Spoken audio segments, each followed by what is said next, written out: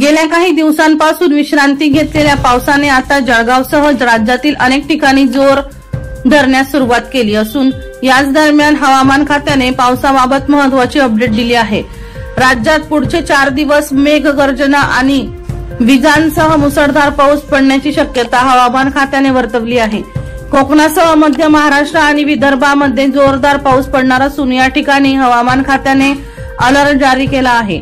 पावसाचा वाढता जोर लक्षात घेता नागरिकांनी काळजी घ्यावी असे आवाहन हवामान खाते आणि प्रशासनाकडून करण्यात येत आहे।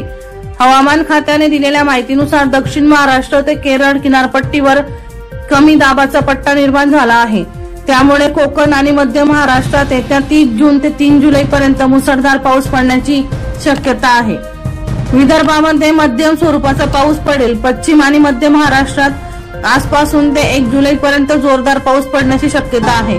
मराठवाड्यात देखील पावसाचा जोर वाढण्याची शक्यता आहे। यावेळी 30 ते 40 किलोमीटर प्रति तास वेगाने सोसाट्याच्या वाऱ्यासह पाऊस पडण्याची शक्यता आहे। मुसळधार पावसामुळे नागरिकांनी घराबाहेर पडताना काळजी घ्यावी असे आवाहन केले जात आहे। वर्षा लोहार यांचा खास रिपोर्ट V1 लाईव्ह जळगाव।